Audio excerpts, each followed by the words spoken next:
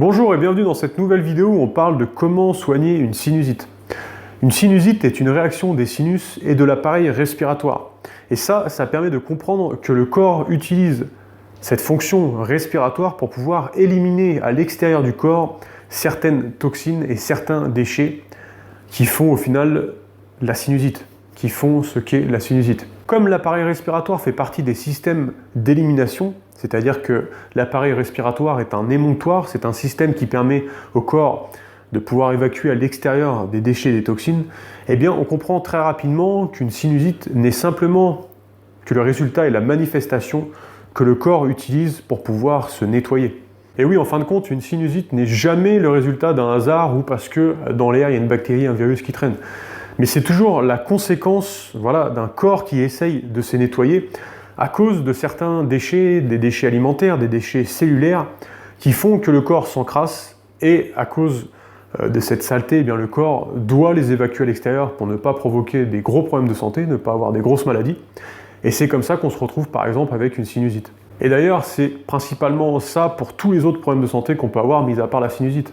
En fin de compte, le corps utilise ces systèmes émonctoires pour évacuer à l'extérieur ces déchets, et parce que notamment ces principaux liquides, qui sont le sang et la lymphe dans le corps, sont encrassés, et ce nettoyage provoque des problèmes de santé, et notamment ici de la sinusite. Certains déchets arrivent de l'extérieur, à cause de la bouche, du nez, de la peau, du système respiratoire. À cela, on ajoute les déchets qui sont cellulaires et musculaires, ou dus à la production d'énergie.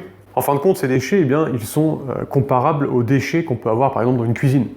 On va être obligé de les sortir des poubelles pour ne pas que la cuisine par exemple devienne un nid à bactéries ou un nid à déchets. L'ensemble des déchets dans l'organisme, ils sont éliminés par les 5 émonctoires que le corps possède. Les 5 émonctoires, ce sont les poumons, les reins, le foie, les intestins et la peau.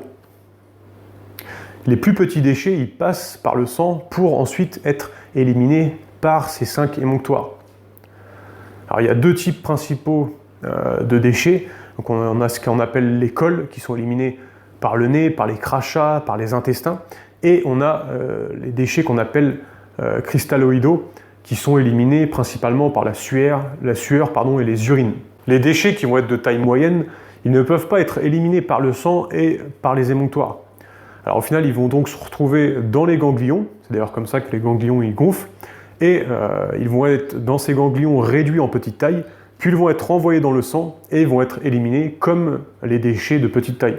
Et là, quand on parle de sinusite, c'est principalement les déchets qui vont être mucosiques, les cols qu'on va cracher, qu'on va moucher, qui vont également être éliminés par les intestins et notamment par les selles. Et c'est principalement ces déchets-là qui vont provoquer une sinusite. Ces déchets, ce sont finalement des glaires qui sont non solubles.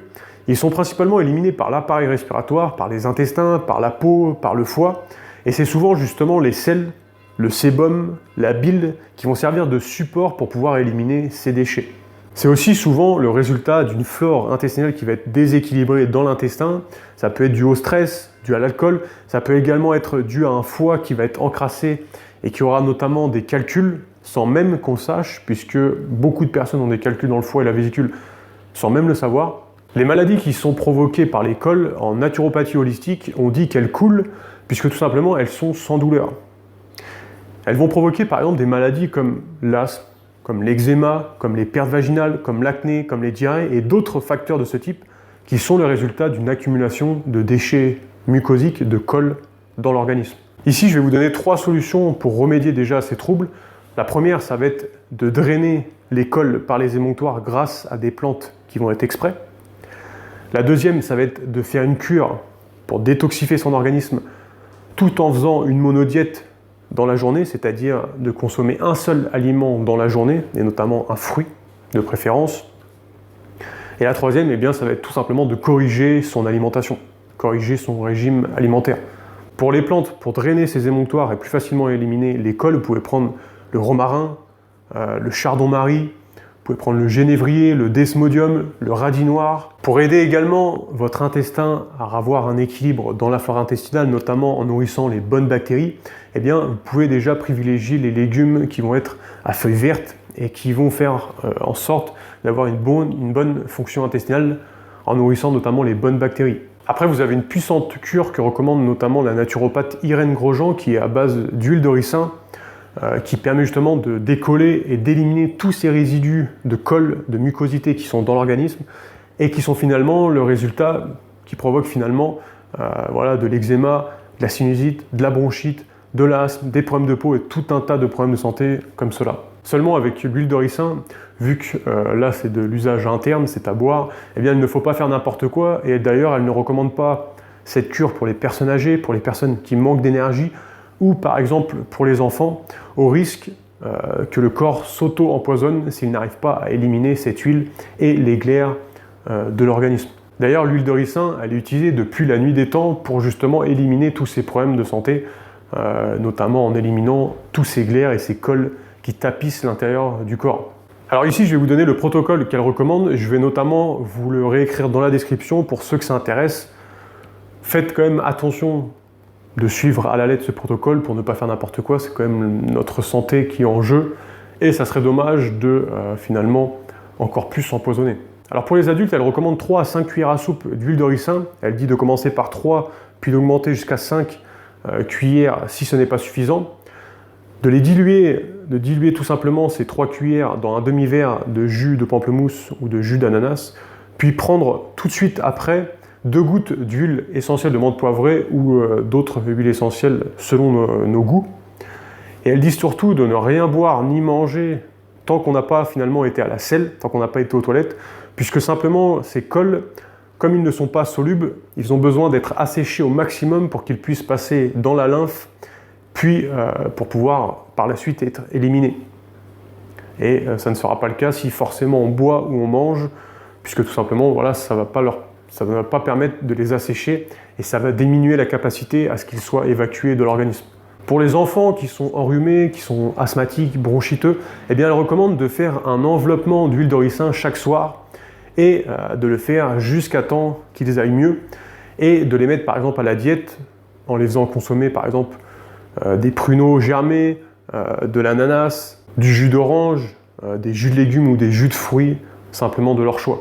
Elle dit ensuite, à partir du lendemain et après la douche, eh bien, de leur mettre quelques gouttes d'huile essentielle d'eucalyptus sur la poitrine et qu'on peut également faire ça pour les personnes qui sont en état de chronicité pendant 2 à 3 mois.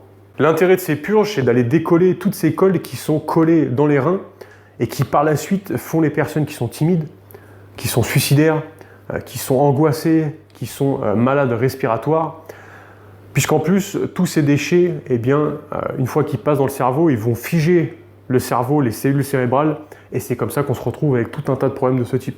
Bien sûr, après qu'on s'est chargé d'éliminer au maximum ces cols, eh bien, faut faire en sorte, bien évidemment, de ne pas en reapporter dans l'organisme.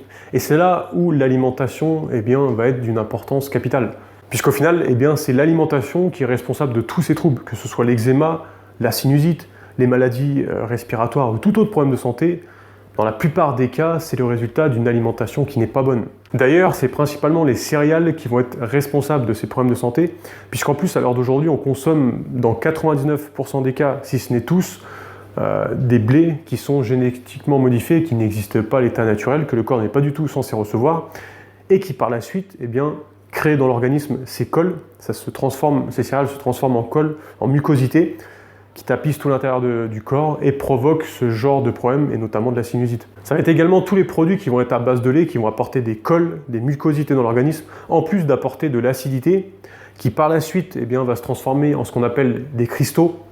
Et ces cristaux, ils peuvent provoquer des douleurs articulaires, du rhumatisme, des problèmes mentaux et tout un tas d'autres problèmes de santé, qui encore une fois seront simplement le résultat d'une mauvaise alimentation. D'ailleurs, c'est toutes ces cols qui provoquent également tous les problèmes mentaux qu'on peut avoir, que ce soit de la dépression, de la colère, de la tristesse, de la peur, et tous ces facteurs sont, dans 90% des cas, si ce n'est tous les cas, provoqués par les cols qu'on apporte par une mauvaise alimentation. D'ailleurs, je l'ai déjà dit dans d'autres vidéos, mais moi-même, j'avais des problèmes énormes au niveau respiratoire. J'étais suivi par un spécialiste et je n'avais jamais eu d'amélioration pendant de longues années quand j'étais plus jeune. Et un jour, j'ai changé mon alimentation pour une toute autre raison. Et peut-être en l'espace de 3 mois, eh bien, je n'avais plus de problèmes respiratoires. Des problèmes respiratoires qui pourtant n'arrivaient pas à être soignés par un spécialiste. Et encore, cela a pris 3 mois pour s'améliorer parce que je n'avais pas de ligne directrice. Je piochais à droite à gauche des informations que je trouvais voilà, dans des livres, sur internet, etc. Mais je n'avais pas de ligne directrice pour me dire fais ça plutôt que ça, consomme ça, évite ça. Et au final, si j'avais une ligne directrice, eh bien, ça aurait été encore beaucoup plus rapide. Et d'ailleurs, c'est pour ça que j'ai créé 6 vidéos de formation pour les personnes qui veulent justement en savoir plus et avoir une ligne directrice pour faire un changement alimentaire, éliminer les problèmes de santé qu'ils peuvent avoir, et notamment la sinusite, en changeant leur alimentation progressivement et en épurant leur corps pour pouvoir justement ne plus avoir ce genre de problème. Alors j'ai créé 6 vidéos de formation offertes, vous avez un lien, c'est le premier lien dans la description. Vous inscrivez, vous rentrez votre email. Pendant 6 jours, je vous envoie une vidéo pour ne pas vous charger en vidéo. Ce sont des vidéos, comme je l'ai dit, c'est une ligne directrice pour pouvoir vous permettre d'y voir plus clair à propos de l'alimentation, vous permettre de faire un changement alimentaire.